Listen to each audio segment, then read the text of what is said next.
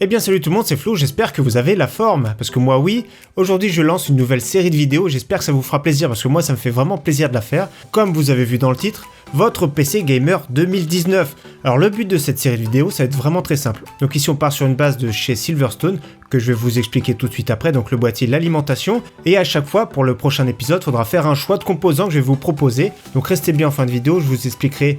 Pour faire votre choix, ça va être vraiment très simple. Donc après tout ça, au fur et à mesure, on va assembler le PC, ça peut être bien pour les débutants, donc on va assembler. Déjà, premièrement, on mettra l'alimentation dans le boîtier, l'épisode suivant, on mettra carte mère, processeur, etc. Donc ce qui est bien, c'est qu'on pourra voir l'évolution de ce PC, et après, une fois que ce PC sera complètement monté, je le ferai gagner, bien sûr, parce que c'est votre PC, ce sera votre choix, et ce PC sera pour 1 euro gagnant, donc j'espère que ce sera l'un d'entre vous. Donc j'ai parlé de mon projet à Silverstone, ils étaient vraiment ok pour envoyer le boîtier et l'alimentation. Donc le boîtier ici, c'est de la gamme Précision, c'est le PS15. On part sur une base micro ATX, vraiment sympathique. Ce boîtier, si vous voulez, d'ailleurs je mets le lien en description, ça coûte 55 €. Je trouve que c'est un prix raisonnable, c'est plus un milieu de gamme. Et d'ailleurs je vous le présente de suite parce qu'il y a quand même beaucoup de qualité. Donc je mets l'alimentation de côté. Alors ce boîtier, on va le retrouver au fur et à mesure de cette série de vidéos. Donc déjà, il a une vitre en verre trempé sur le côté. Donc comme d'habitude, c'est du verre trempé, c'est fragile. Donc déjà ce boîtier il est entièrement filtré, il n'y a vraiment pas de souci. Donc à l'avant on peut mettre deux ventilateurs de 12 ou 14 cm, donc c'est filtré également. Sur le dessus également on peut mettre deux ventilateurs de 12 ou 14 cm, c'est également filtré. Vous avez vu ici avec le filtre, c'est vraiment très pratique les filtres aimantés. Sur le dessous également, ici c'est la place du ventilateur d'alimentation, c'est également filtré. Et l'entrée d'air ici en dessous, c'est pour les ventilateurs de façade pour absorber un maximum d'air frais. À l'arrière, on voit bien les 4 slots d'extension pour une carte mère micro ATX. Ici en bas, c'est l'emplacement de l'alimentation. Un ventilateur en extraction de 12 cm qui est fourni. Donc j'ai oublié de vous montrer sur la façade en haut, il y a le bouton Power. Deux ports USB 3.0 et également le branchement pour casque et micro. Au niveau dimension, c'est vraiment compact, 38 cm de hauteur, 35 de profondeur et de largeur 19 cm pour un volume d'environ 25,7 litres. Donc c'est assez petit, c'est vraiment pas mal, c'est bien pour tenir sur un bureau et de très bonne capacité d'intégration de ventilateur, donc de refroidissement. Il y a vraiment de quoi ajouter, c'est un boîtier qu'on pourra faire évoluer par exemple. Je démonte la vitre en verre trempé, on va voir ce qu'il y a dedans.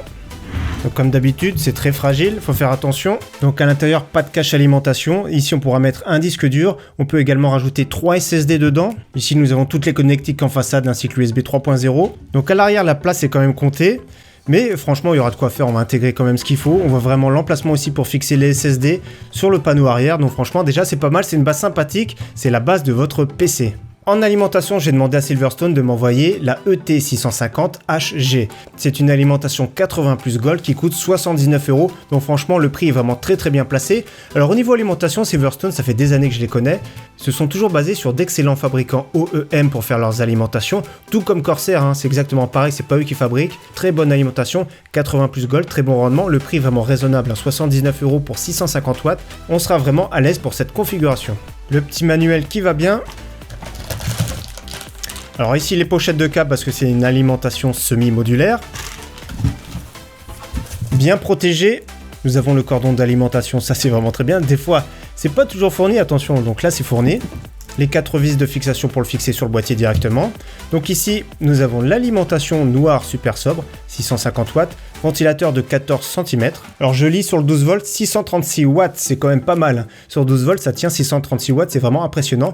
Câble plat, donc les câbles obligatoires sont fixés dessus, que ce soit pour alimenter l'alimentation ou le processeur. Donc tout ce qui se connecte à la carte mère. Donc ici, on a affaire à un bon bloc d'alimentation, 650 watts, excellent rendement, prix vraiment super raisonnable. 79 €, je vous le conseille pour ce prix-là. Alors maintenant, ce qu'on va faire, c'est qu'on va faire un petit montage express, donc n'hésitez pas à checker, c'est vraiment très facile d'installer une alimentation dans un boîtier. Ça, c'est vraiment très facile. Et après, on se retrouve tout de suite, je vous explique ce que vous allez devoir choisir après et comment le faire. Ça va être vraiment très simple. C'est parti!